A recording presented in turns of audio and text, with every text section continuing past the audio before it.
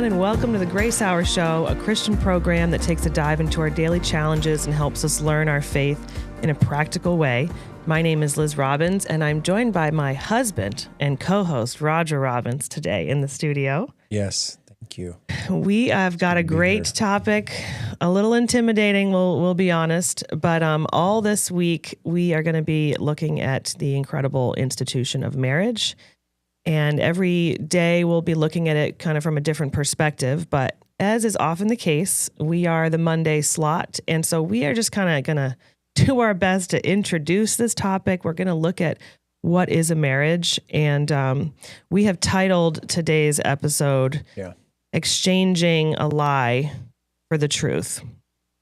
And I mean, I feel like before we even dive in, we just got to give like the biggest disclaimer ever. Like, we are not marriage experts. We come to this with, I don't know, just a little bit of experience. A little bit. We're 17 years into marriage. We do not have a perfect marriage. We have been through some beautiful highs and some very intense lows, I think we could say.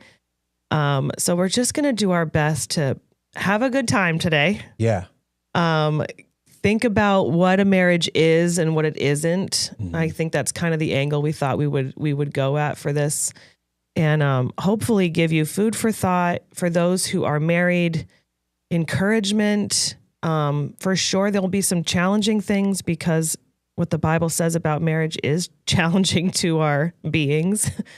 But hopefully, in general, an uplifting, encouraging, thought-provoking episode by the grace of God, right? Yes. I mean, it is so beautiful to like talk about this, and also very humbling because for us, as we were coming into the studio, we were like kind of laughing. Yeah. And with the producer here, Sebastian, just saying like how crazy it is. Yeah. Marriage. Yeah. And when we titled this Exchanging a Lie for Truth, really, that's the way it was. I think for anyone who has thought about marriage as a single person, you know, they had their own concepts and their own ideas of it. And I even go back and think about like Adam, like when he was created and in the garden, then God created Eve. Like at first I can imagine, I mean, I suppose Adam was like, this is crazy. What are you doing? You know, God, why would you do this and ask me to like go and cleave to this woman, you know, like to be, you're saying that I'm one with her now. And what is this all about? Like, and God saw that it was good for Adam, that he wouldn't be alone. And so after getting married, we you know, and some years kind of passing, we look back on it and we go, wow, I was wrong to think of marriage this way. Yeah. And it's, you know, institution, and it's like, you know, the way the world spins it is that it's like, I've seen this very popular t-shirt that's like, it says marriage, and on the back of the t-shirt, it says game over. You know, like, I know it's very strong. Yeah. Yeah. Oh, for sure. There can be like so much negative news about marriage. And that's like, this is the verdict, like that really like life is over, when really like, it's just the opposite. Yeah. Life will just begin. Yeah. And in a whole new way, what was a lie is now truth, meaning like, the reason why I was created was for this purpose. And so we see that in Genesis chapter 2. And then in Romans, we're drawing from this chapter 1 in Romans. The context is the people that are disobedient towards God, that are really, they know the truth, but they're going to suppress it and believe and hold on to and stand firm in that lie. Yeah. And do you God want to read says, that verse? Yeah, he says 3 times, and this is the phrase I want to hopefully bring up today in this talk about marriage, is that in verse 24, it says, God gave them up to their lusts of their hearts, And then verse 26, for this reason, God gave them up to dishonorable passions. And then in verse 28, since they did not see fit to acknowledge God, God gave them up to a debased mind. Mm. And what about verse 25? That's where it says that right. we swapped it. We switched it and reversed it on this one. But we did. Verse 25 says, because they exchanged the truth about God for a lie and worshiped and served the creature rather than the creator who is blessed forever. Yeah. So we're looking at the alternative to that, which is rather than knowing the truth and exchanging it for a lie, we're looking at what it is to exchange the lie for the truth.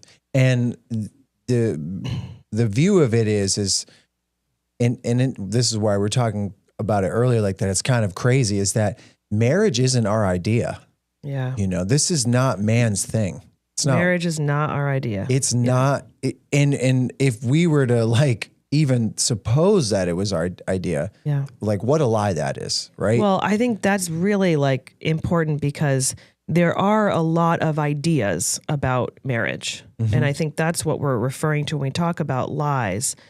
And just there's so many lies when it comes to what God's intent is. Like God has designed a true and good way for all things. Yes. And marriage is in that. And yet there are so many alternatives. What we're saying specifically, there are lies about marriage. And that's just important to recognize that if God is the one who designed us, creatures, and he created us for a certain purpose, and one of those is marriage, to come together and become one flesh. That means, like you said, it's his idea. And yet we have to acknowledge that within our minds and in our hearts, there are many ideas about who we are, what we want to do, what our purpose is, and who God is, and what marriage should be. Yeah. And we bring all of that into the wedding day. Yeah. It's very real. Not even the wedding day. I mean, the whole idea of this podcast and the show today and this whole week's episodes is to generate thought for those who are single and those who are married, to get them to think about the way they view marriage in light of the one who invented it. Yeah. Right? God invented this, and it's his design. Or many say it's his institution, it's a divine institution, meaning that it has a function and a certain design in which it will bring forth life and it will bring forth fruit, right? It will bring forth peace and joy. Now, it doesn't mean that it's like a promise for an only mountaintop experience life or lifestyle. It's about it's a picture of God being with man forever. Yeah. So we want to talk a little bit about that. That's important. In parallel with Jesus, and right? I'm probably going to feel the need to add disclaimers at every 3 minutes to this episode because I'm just so aware of how broken we are. We all are. And I just don't want anyone who is listening to feel like we are speaking from a place where we have got it all figured out. And those with broken marriages, those struggling in their marriages, those who are divorced, and like you said, those who are single and maybe will never get married or don't know if they will. There's so much there, and we just want to recognize that again. Yes. And maybe we'll do it again later, but please hear, if you're listening, just hear us in that our heart is just to express God's heart for marriage. And oftentimes that's going to sound idealistic or unrealistic. And that's kind of the point. I mean, I wrote down here, we were talking about what marriage is and what it isn't. And one of the things that we said is marriage is impossible. What a mountain of a task. It's a big ask. It is a big ask to say this flawed and broken person and all their stuff, and this flawed and broken person. Now we're going to choose entrusted this bond of matrimony, this yoke, which we'll talk about, and forever until we die, until death do us part. Yeah. It's huge. And we just know that within that, there's so many ways that this can go sideways. We were saying that, like when we were talking about this can go sideways so many ways because of the two people, not to mention the exterior circumstances. So what you just painted without God is a horrible idea. Okay. So it's like a really bad idea. Like you just maybe don't, maybe we shouldn't, which a lot of, that's the conclusion of a lot of people in the world today is like, why would we go into this binding contract? What a terrible idea. And that's what we're saying is that we are here to say, I admit that that's what I thought of marriage before I met Christ. Yeah.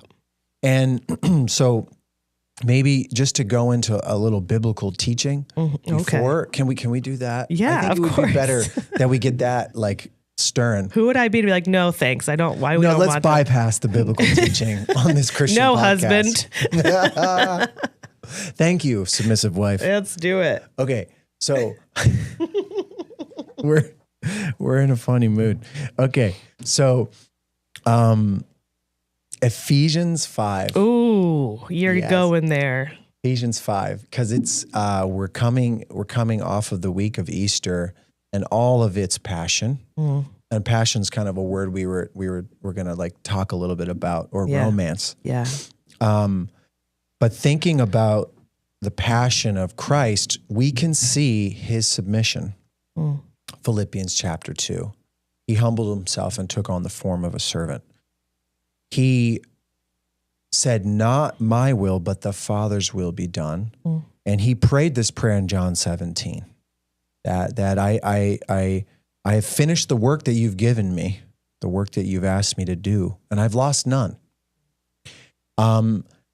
He goes to the cross, and it says in Ephesians chapter 5, he says, Paul says it this way, as he describes what love is. He says, walk in love as Christ loved us and gave himself up for us. And that phrase is, I think, it's setting the stage. This chapter 5 of Ephesians is setting the stage for how we can understand marriage based upon the person of Christ.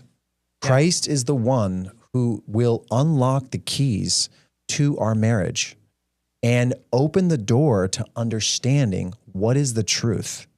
Like Adam asking, why did you create Eve? Why did you give me someone else? I had all the work I wanted to do. I had all the pleasure I needed, seemingly. I had the freedom to run around and do what I please. And now you brought old ball and chain. You brought her into the picture and she deceived me, she got her issues. God sent his son, and his son was submissive, obeying the Father's will, and he gives up. And that word is to hand over by hand, just like Jesus did in the garden in Matthew chapter 27. And he surrenders to the world. He surrenders to the Jews. He surrenders to the Romans, and he gives up his body. He gives up his body to be broken and beaten and sacrificed. So he gives himself up for us. So that's the first part. Yeah. And it says that it's a fragrant offering and a sacrifice to God. Then as you go through the chapter, just quickly, it talks about the specific teaching of a husband and wife and the marriage. And what does it mean what is marriage? And it says the husband, it says in chapter 5, it says, husbands, love your wives as Christ has loved the church and gave himself for her. So it went from plural, like us, everyone, to understand marriage is to understand that we had a perfect groom marry an imperfect bride. And this crazy foreign love, what kind of love in 1 John 3:1? A foreign love, a love from out of this world, marries us, and we respond to it because he gave it up. Yeah. So now we have the example, we have the very framework in which we can experience something so out of this world. Yeah. Like we can take back a lie, right? Like Jesus, we thought it was a lie. Like, no, it's wrong for you to do this, to give yourself up, Right. to be a ransom for many, like it says in Mark 10, right? But he does it to show us what true marriage is. And he surrenders himself. And in doing so, he does it he delivers himself in a treacherous way. That's what the Greek word actually means. Yeah. Like even in betrayal, even to be taught, even to be molded and also misunderstood. So this love gives itself up. And then a husband who goes into this crazy contract, right? Like even as Christians, we get into marriage and we are like, we don't know everything. Yeah. But here we are, Paul helps us understand this. He says, just as Christ did it for you and for everyone, that revelation, as you can grasp it and understand it, use it, apply it to her. So what I'm hearing you say, Pastor Roger, is that a husband is submissive. A husband is submissive to God. In this, and all as usual, like when Paul writes this, he is presenting the ideal. Yes. Recognizing, because he talks about all these things, recognizing that there is so much below the ideal in reality. But what he's presenting here is the ideal marriage, the look that this is what God intended and what he modeled through Christ. Right. Is a husband who is submissive to God. Yes, because not submissive to himself, because it says in this chapter that like you love her more than you love yourself. Yeah. Your own body. Yeah. So I would therefore have to be submissive to something else. Yeah. I would have to, like, as Jesus says, lose something in order to gain it. And like you gave that description of like, sorry. No. You go. Well, I was just going to say, again, now from the wife's perspective, we have the verse 22 that says, wives, submit to your own husbands as to the Lord. And again, this is like that a wife is to be submissive unto God. And in that, she submits to this husband who is submissive to God. This is the ideal. We know in reality, we're all types of ways. Disclaimer. Here, are we at the disclaimer part again? We don't always do this. God we forgive don't. us. And it's, we were talking about marriage and like, okay, so marriage is a big ask. It is so risky. This is so beautiful though. Yes. Because relationships, just step back from marriage and look at relationships. I remember that famous quote from C.S. Lewis that like, to love is to be vulnerable. Like it's a risk. Love is a risk because you are giving of yourself freely. If you're not giving of yourself freely, it's not love. But to give freely, what a risk, what a gamble. Because are they going to give of themselves freely today? Right. Every day. And like in marriage, God is not asking us to do something that he hasn't first done himself, right? Yeah. He's done it himself.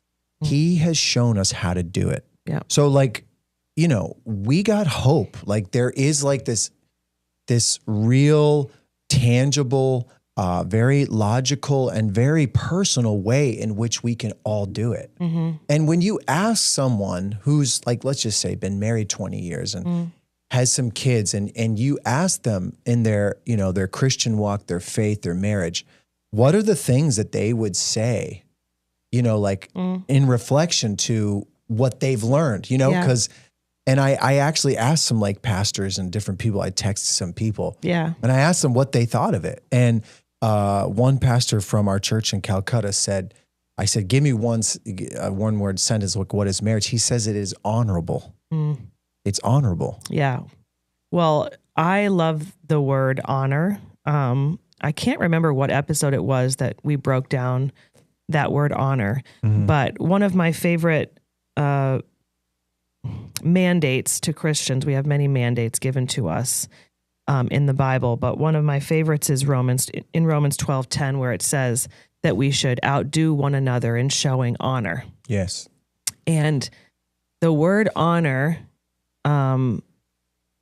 like the definition that goes with the word honor is to recognize the fixed value of a person and treat them accordingly. Yes. Meaning, for me to honor you is to first recognize your fixed value, meaning the value given to you by God. It is not one that I determine, and it is not one that you earn in our relationship. Like, you have a value, it's fixed. And then I would treat you according to that value. Yes. So if you are seeking to outdo me in showing honor to me, yes, and I am seeking to outdo you in showing honor to you, what's that going to look like? We've got ourselves an incredible competition. Yes. For those who are one competitive. of the best kind. Like, this is the best competition. I'm a very competitive person. I don't do game nights because I'm too competitive for game nights. Wow. They're not fun for me. Nobody enjoys me on game night, okay? But by the grace of God, this is a competition yes, that we can like all embrace. And it speaks to this. I asked my mom, I said, what's marriage? And she's not a big talker. She just goes, well, I'll tell you what it's not. It's not 50-50. And then she cutting the broccoli. And I was like, whoa, and I've heard that before from both my parents, because I think when people get married, they can often think marriage is a mutually beneficial relationship. It's good for me. It's good for you. You give to me, I give to you. Sure. Like, that is the ideal. That's what we're talking about, honoring each other. But when you look at the day to day, the life of a marriage, it could, 70 years, people have been married, 70 years, incredible. In 70 years, there are days where it is not mutually beneficial. No. When either I don't have something to offer you and you've still got to show up and love me, or you've got nothing to offer me and I've still got to show up and love you, whatever that looks like. Right. So that's what this saying is not 50-50 means, that it's not formulaic. Like, marriage cannot be a numbers game. Right. You scratch my back, I scratch yours. Ultimately, it does need to be a give and take of love, of course. Like, that's not what we're saying here, right? Well, and that's the exchange of the lie, right? Because maybe operationally, we live that way. Yeah, like if I'm going to say, I'm not going to lay down my life completely today unless you're going to lay down your life completely today. Or we've got ourselves a conditional situation. Yeah, or you've kept track of all the times you've laid down. And like how many times I'm at you 72 and you're at like 61. So like it's I'm gonna hold off on laying down my life. Well, okay, I feel a need for a disclaimer again. Okay, go for it. When we talk about giving and taking and this idea that it's not 50-50 and that there's going to be times when you don't have anything to offer me and I'm giving to you, okay? I just want to be very clear. We're not talking about relationships that we're not condoning marriages that are one-sided or, God forbid, like that are abusive, whether it's, verbally or physically or sexually. So not to just get real serious, but again, like, please understand what we mean here. I'm not talking about that it's acceptable to have a person who's a doormat and the other person is just abusing, walking all over them in whatever way. That's not what we're saying. Yes. We're talking about within a marriage where two people are dedicated. We're talking to about loving each other. One is in a place of suffering, a place of a trial. Yeah. A place weakness. of failure, even failure. Yeah. And we would apply this teaching, biblical teaching, that Christ, with the love that is foreign, like this unrecognizable agape, not counting love, not keeping score, not keeping track, is coming onto the scene of our lives, right? Yeah. And as he did with us, we use this same love and we apply it in this scenario where it's 90-10. Like, right? Like, let's just say it's 90-10 right now. And it's been 90-10 for some weeks. It's been 90-10 for some weeks. And I am just at my wit's end. And what do? You know, like what happens? That's very real. Really, that is marriage, actually, maybe not to give it the numbers, you know, but the 90-10 times in which we seemingly think it's so unfair. This yoke that I'm yoked up to, I want to go. Like, this is not a good deal, right? Like all the natural feelings and emotions are like kicking off and telling me to break the yoke, break the bonds and the promise, and go my own way. It's in that moment and it's in that time that we recognize.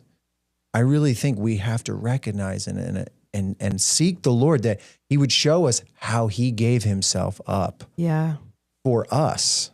You know, and in that same way, that can empower us in that 10% where we're not getting anything to, you know, like we talked about being yoked up and what is unequally yoked. Remember? Well, it's cool because we hear that a lot in Christian circles, like to not be unequally yoked. But I never looked up the word unequally yoked. And this is from 2 Corinthians 6:14. And this is referring to this whole, the context of 2 Corinthians 6 is about sexual immorality. And so it is very directly linked to what we're referring to here with marriage. And it says that we should not be unequally yoked. And when I looked it up, unequally yoked is 2 words in English, but in the Greek, it's 1 word. So, and it's a compound word, and it's heterozugeo. Not saying it right, but it sounds to me, because I'm a scientist, that sounds very scientific. We have like the zygote. Anyway, whatever. Let's move on from that. Don't drop those words. But heterozugeo. So when we hear the word hetero, we know that we are heterosexual. We are male and female and together. But when we say unequally yoked, what it really means is like 2 different things connected. Yeah, coming together. It's like discordant is the word it uses, or 2 different kinds. And when this is an analogy of like cattle, it would be like if an ox was yoked up with a horse. They're different. And this is really cool because like male and female, we are unique and we are different from each other. But as believers, there is this commonality. We are the same. We are 2 of the same kind that are yoked up together. And that this teaching is the warning against the foolishness of wanting to be connected, meaning now our lives are joined and we're doing life together. We're plowing the field together. We're doing this work together, whatever it would be, with someone who's not of the same kind as us. And it's a beautiful thing to think about that when you become married, you're yoked to each other. And this idea of, like you said, the 90-10, like when I make a decision, it's our decision. Yes. And when you make a decision, it's our decision because we are this kind of like new thing when we come together. So this is like, this thought's really profound because it's as much as we would think of it as like an oxen with like a zebra. Right. Like men are from Mars, women are from Venus. Right. Like We're let's so just different. think of ourselves that way, which is a lie. I mean, it can be true in the sense that if one doesn't possess Christ and the other one does. This is we are of the same spirit. But we cannot like think of it as when 2 Christians come together and are yoked up together that we're different. Actually, we are more similar. And more exact. And more compatible than anything else on the planet, which means that we can overcome and we can experience like incredible depths of God and His love when it's 90-10. Do you know what I mean? Like in that horribly even when it seems unbalanced principle. That's cool. You know what I mean? That seemingly what I thought was like this zebra and elephant, it's not actually. We are together because... Wait, who's the elephant in this analogy? Whoa. I cannot believe I used that other... You went to elephant. We were talking ox and horse. I was totally thinking you can't be throwing elephants out there in the marriage man, you game. Nailed me on the podcast. I'm not going to forget that. Okay. This beautiful I'd be I'm like thinking I'm about like all Black the animals. Beauty. Which animal should I use right now? Be careful which animal you just watch say. yourself. Oh man. Oh, man. Okay, I'm sorry. However, Continue teaching. Isn't that great? Like that Yeah. this principle of being yoked up together.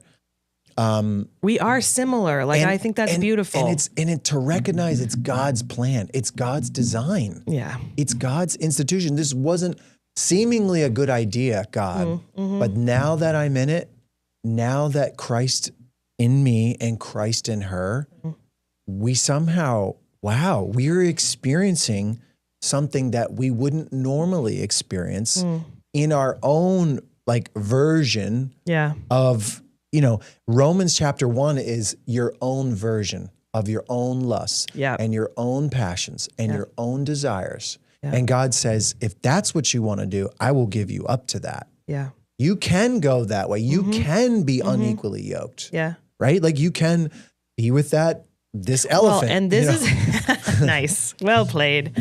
No, but I think it's important to recognize that marriage is so under attack, and it always has been. And it's important for us, whether you've been married for 20 years or you're about to get married or you're newlyweds, there's so much within our own minds that has been believed as truth about marriage and about ourselves, like you were saying, just about who we are as creatures made by a creator who has a design for us that's not our design. Yes. Like we don't get to choose that if we want to be fulfilled. And people want to be fulfilled. Everyone wants to be happy. And that's why we're all watching these stupid romantic comedies that are, we just can't get enough. So let's talk about this. Yeah. Okay. Because this might be a little not edgy or like that we're on the attack. Yeah. We're not against romance. Okay. So that's the word we want to talk about. Romance. Yeah. Romance and passion. Yeah. Right? That's what everyone wants. But we could suppose that the word romance, based upon what you just said, and the maybe like cultural infatuation, and it's propping up and kind of inflating the word to be kind of like all encompassing, all satisfying, all fulfilling, all of my needs and all of my wants and desires in one word. It's him, it's her. Yeah. It's this moment in time, right? Yeah, this feeling. So that spirit, we could say, and that word and its inflated, shadow has really deceived us. Yeah. And we'll all like raise our hands and be like, yeah, I've been duped. Well, and go ahead. In its worldly, passionate context, okay? Yeah.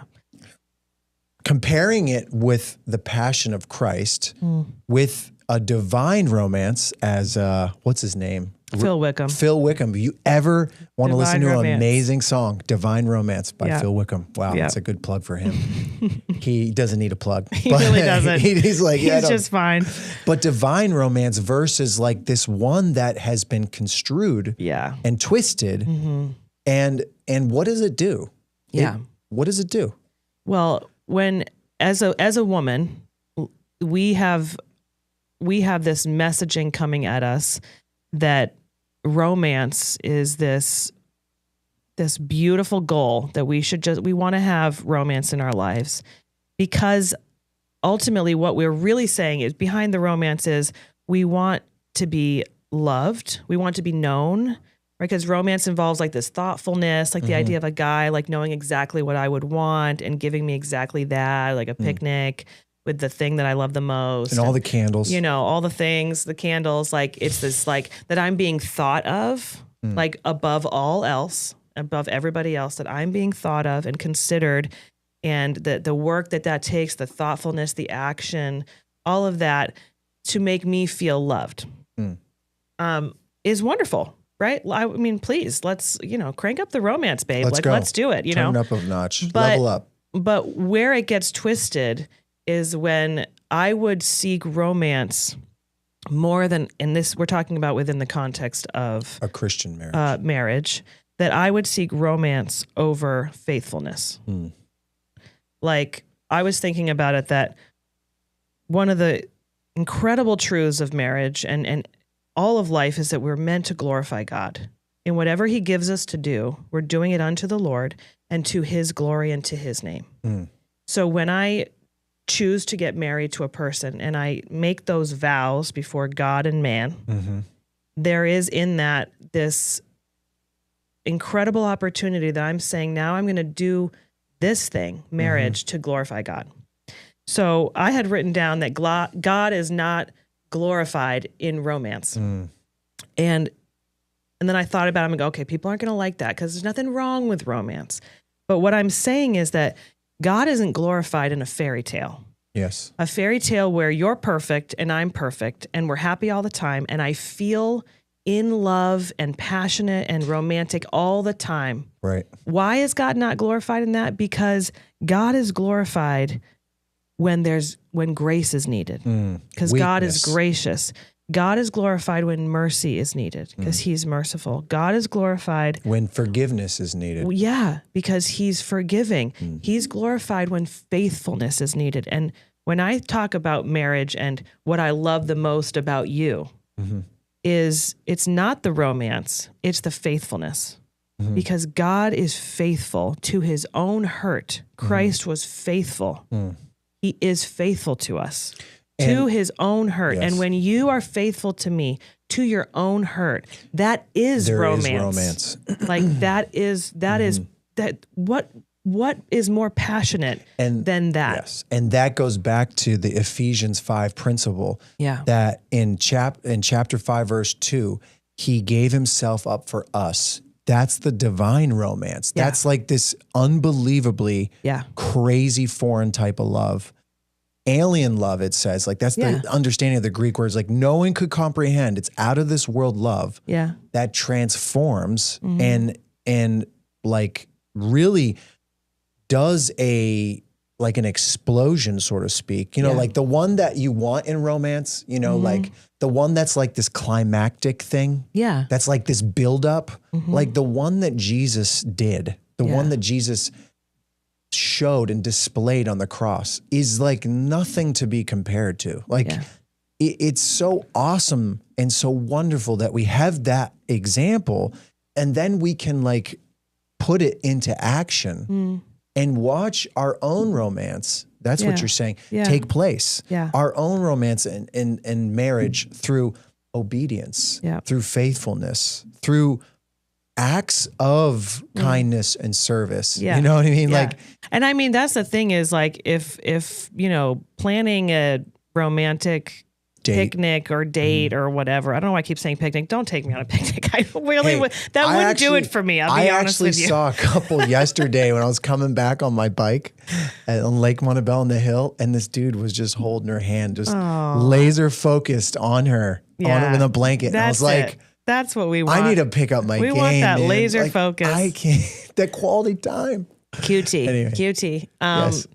But I think that as a young woman and a young wife, it can be very easy to have romance, right? And that's everyone's like, oh, young love, puppy love. And then people get like cynical and they're like, but once you've been married for a long it's time, get cold. Well, or not even that, but like our idea of romance is when he does the dishes and it's like, oh, you know, be still my heart, you know, and we're like laughing and we're laughing about like, you just wait, young people. Like that's what's really going to do it for you. Yeah. Like changing those diapers. But like that, I mean, I don't know what to tell you guys, but like it's true. Like, because that is an act of love. It can be, you know, like if you know if you see what I need and you decide, even if it's an inconvenience to you, to do that, it doesn't have to be red roses. Yes. It's still romantic. And to go back to the point of Christ in his life. Yeah. It doesn't look pretty. Yeah. Right? It's not beautiful. Like in the way we would want to view it. This is not beautiful. All this blood. You know what I mean? Like all these bruises, all this, you know, conspiring against him, trying to kill him and all the going against the truth and trying to like cover up the light. Yeah. So if that's the way we go, right? If that's the way we understand it, like let's go the God way, let's go the Christ way in our marriage. How romantic could it be? Like sky's the limit, right? Like to the moon and back. I mean, we can go so far. And I think, I mean, personally, I have gleaned a lot, like, and for everyone just listening, I would encourage you, find other couples, Christian couples that have been married and married a while, and spend time with them. Yeah, the ones who aren't afraid to talk about the real stuff. Right, because I've learned so much from them in those discussions, in those times of prayer with them, or just coming over. And I think the same for us, like for the younger married couples in churches and in places of leadership, or like you're kind of like in your 40s, 30s, like open up your door to the next generation, to those who are like dating, who are seeking counsel in a relationship. Open up your doors, bring them over, let them come into your life and show them what the romance is like. I remember being in Turkey. I've said this maybe a couple of times on the show. When we were newlyweds? No. Well, maybe when we were newlyweds and after. But like I remember like when we would have couples over or dinner dates and bring saved and unsaved people into our home in Turkey. After dinner, I would just like immediately start clearing the table and doing the dishes. Now I am wired that way, but I also know it was a huge help. As Liz cooked the food, I would clean those dishes. Like that was kind of like the idea. And I loved it. And I thought nothing of it. There was nothing, no limelight looking for. But as I was doing it, I realized many times afterwards, people would say to you and to me, like, what are you doing? Like, because to them, they were like, why would you wash the dishes? It's her job. And I'm like, no, this is a sign of love. And this is my way of saying it. And yes, the language of love can be done in different ways. Yeah. But it's not always the most beautiful way, pretty way. And for them, it translated, it helped them understand like what it is and what it isn't. Yeah. And, to some, that can be very passionate and that can be very meaningful, romantic even, because look, we have a lie that's out there that says, if you get into marriage, you're going to lose your life, right? That's like really what it comes down to. Like you ask a young person on the street, what is marriage? Man, that's like hours, days, years, money, time spent, lost. That sums it up, right? And we would tell them, based upon the fact that this is not from man and it is from God. Yeah. If you were to understand who Christ is, you would discover that that's a lie. And that marriage, on the other side of marriage, is a freedom you don't even know. Is a freedom you've never tasted. Yeah. You know what I mean? Not to prop up marriage, like if you're not married, you're not tasting this freedom. But I'm saying in the context of having Christ. If you're not submitted to God, you're not free. Then boom. Yes. And that's huge. I remember we went on an anniversary date one time, and I remember talking to a guy at the door. I was just telling him he was like helping me at the door. Held the door open, remember? And then like you went to get the car or whatever. But I said, it's my anniversary. He's like, it's your anniversary? How long have you been here? I was like, I don't know, some years, 15 years. And he goes, marriage, that's like, that's crazy. And I said, well, maybe you don't know who invented it. And he was like, what do you mean? Like it's from us? I'm like, no, it's not. God invented this. Yeah. And it hit him so hard that he's like, wait a minute. Is there something I'm missing? Yeah. Is there a lie that I'm currently in that I don't know the truth about?